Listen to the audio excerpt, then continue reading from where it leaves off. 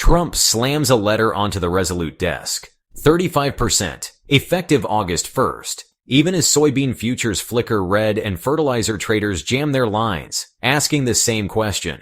Did he really just tariff his own Farm Belt's potassium lifeline? In Ottawa, Mark Carney closes a binder marked contingencies, because buried under Saskatchewan topsoil sits the one commodity the White House carved out last time it swung the tariff bat, potash. Markets read the fine print faster than politicians. Trump's 35% tariff threat on Canadian imports arrives with anticipated carve-outs for energy and fertilizers under USMCA coverage, a tell that Washington knows where it's vulnerable, even while talking tough about fentanyl. And, we don't need Canada. Carney, pressed on timelines, says the talks are complex, and he'll use every hour before the deadline. Investors mark the loonie higher as volatility widens across tariff-sensitive commodities. Roughly half of humanity's food calories ride on synthetic fertilizer. Potassium is one of agriculture's big three macronutrients, indispensable for water regulation, enzyme activation, and yield resilience. A dependency that converts dull pink ore into strategic leverage. U.S. farmers import the overwhelming majority of the potash they apply. Analyses from the fertilizer trade and ag media put U.S. import dependence north of 90%, with something like 4/5 to 9/10 of that arriving from Canada in recent seasons. Domestic output runs in the low hundreds of thousands of tons, which is, honestly, just insufficient against multi-million ton demand. Input costs really matter. USDA cost models, cited in spring reporting, show fertilizer absorbing roughly 1/5 of total corn production expenses. So, tariff pass-throughs, even something like $100 per ton in a University of Illinois and Ohio State scenario, can swing farm margins from black to red in a season already hit by low grain prices. Ken Seitz of Nutrien warned that tariff costs would land on U.S. growers. And StoneX analyst Josh Linville flagged pre-tariff potash price strength on fear alone. The U.S. threatens Canada with tariffs it partly shields to protect U.S. farmers from U.S. tariffs. Trump's own announcement cycle has repeatedly paired headline tariff percentages with exemptions for the very fertilizer flows his farm states require. Evidence that trade brinkmanship is colliding with agronomic reality. Green Party leader Elizabeth May seizes the moment, urging Ottawa to drop the gloves by creating a Crown-run strategic potash reserve. She proposes financing it through 5% Saving Canada bonds, halting U.S. exports and specifically targeting Trump's corn and ethanol political base. May invokes Quebec's famed maple syrup stockpile, arguing that buffering a critical nutrient is neither radical nor unprecedented. Her escalation premise is pretty clear. The White House weaponizes tariffs episodically, so Canada should weaponize dependency structurally. At her press conference, she frames a two-track move, reinstating Canada's paused digital services tax to claw back tech rents, while stockpiling potash to yank leverage over Midwestern yields. This, she says, would flip a reactive trade posture into a proactive resource strategy. Provincial voices widen the debate. Local reporting quotes Ontario's Doug Ford urging Saskatchewan to consider withholding potash, uranium, and oil to, quote, make sure America feels the pain, while at the same time warnings from other quarters highlight that abrupt export suspensions could really hammer Saskatchewan jobs. This all illustrates how national leverage and regional livelihoods can diverge sharply. Potash doesn't just stop at row crops either. Industrial users, from drilling mud formulators to recyclers, all draw potassium salts. So any supply shocks would ricochet through manufacturing, energy services, and feed supplements. As global supply normalized from those war-era constraints, analysts noted price sensitivity across these downstream sectors, implying that deliberate choke points could reverse 2024's affordability gains, and fast. Russia and Belarus, once seen as alternative swing suppliers, have pushed shipments through sanctioned workarounds, rail diversions, and discounted cargoes, helping to restore world tonnage toward pre-invasion levels. Yet their logistics remain sanction fragile, leaving Canada as the only large-scale source with stable rule-of-law access for U.S. buyers at a continental scale.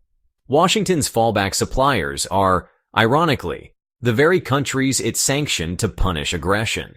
Supply resumed only through routes the sanctions redirected, underscoring how, geopolitical tools can rewire commodity dependence in some pretty unintended ways.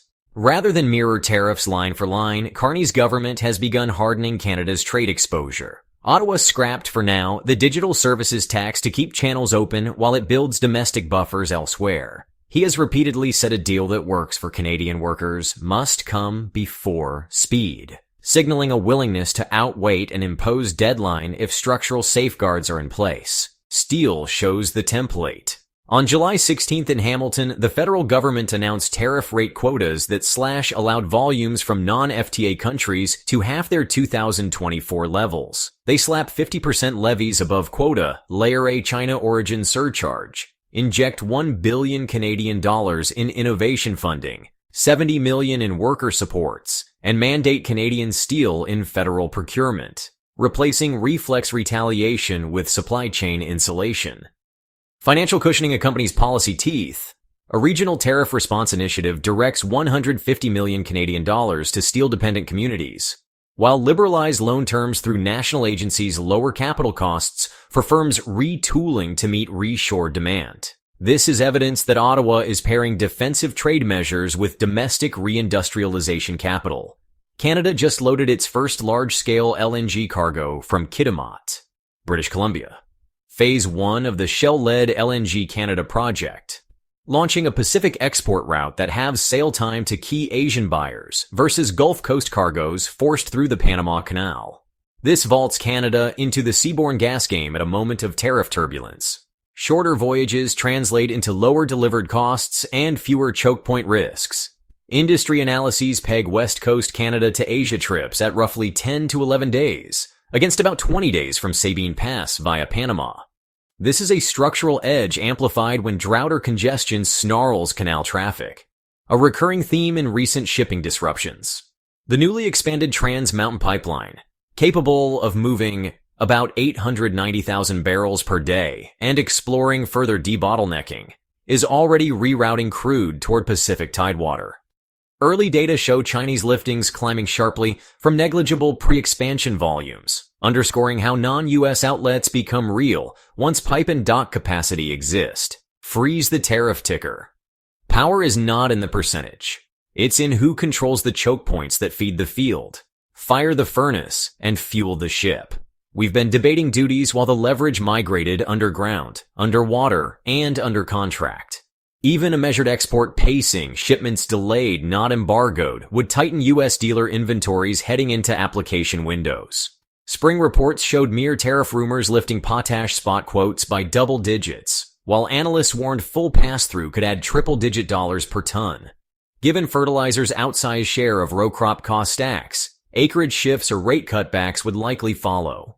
Inventory signaling alone can move futures.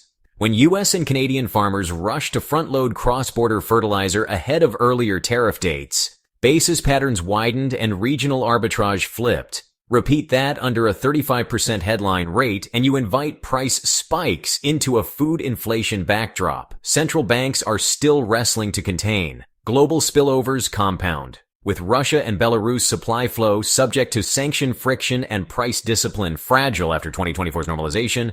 A North American dislocation would reprice cargoes into Brazil, India, and China, where procurement calendars are already juggling weather shocks. Analysts tracking the 2024 rebound warned that oversupply could flip to deficit quickly if any large exporter throttles volumes. May's bond finance strategic reserve concept aims to move stock from private balance sheets to a crown buffer, insulating producers from tariff whiplash while building an export spigot Ottawa could open or choke. The Parliamentary Budget Office review she cites estimated annual carrying costs in the sub 200 million Canadian dollar range at proposed scale, framing the outlay as insurance against multi-billion trade shocks. Critics counter that Saskatchewan communities depend on continuous mining, milling, rail, and port employment. A storage program that mutes U.S. sales without equivalent alternate offtake could idle shafts and payrolls even as it builds national leverage. An internal distributional conflict common to resource nationalism plays. World potash capacity sat in the mid 60 million ton range in 2024 and was projected higher. But utilization and logistics, not nameplate, govern real availability. Analysts covering last year's supply recovery noted that price support collapsed toward marginal cost when all majors ran flat out, prompting producers like Nutrien to shelve expansion. Leverage, paradoxically, increases when swing capacity declines. Carney's negotiation space, really sits between two hard numbers. Trump's 35% threat and the carve-out corridors that the United States itself needs, like energy and fertilizer. The Canadian strategy has been to, trade time for optionality.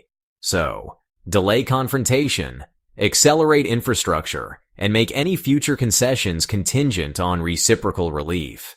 His public remarks about complex talks and prioritizing a deal that works over a rushed deal, honestly, telegraph that whole calculus.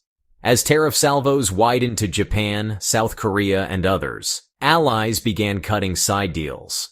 Meanwhile, Carney's team has quietly aligned with provinces on reducing intra-Canada trade barriers and outbound diversification, while energy projects toward Asia and Europe broaden counterparties who might soak up redirected Canadian volumes if United States access narrows. FAO analysts tracking potash affordability note that price swings really do alter application rates in emerging markets, influencing food security far from the original trade fight. When major exporters tussle, smallholder access becomes collateral damage, an outcome neither Ottawa nor Washington publicly seeks, yet both risk if escalation outruns coordination. If the White House proceeds and Canada answers with structural, not tariff tools, like strategic reserves, quota shields, and export rerouting, the old tit-for-tat script actually breaks. In the end, supply chain geometry, not custom schedules, will decide who blinks. The paradox is that the resource Trump says America doesn't need is the very one his administration exempted to avoid detonating United States food costs. And the infrastructure Carney is racing to complete is what makes future exemptions negotiable at all. North America's next trade architecture may not, be drafted in a treaty room. It may be written in mine development plans, LNG load windows, tariff rate quota tables, and provincial rail timetables. Physical systems that outlast presidencies. Potash is pink, granular, and dissolves in water. Under stress, it also dissolves illusions about who depends on whom. We're glad you're enjoying this video. Please like and subscribe. Check out another video that is now on your screen.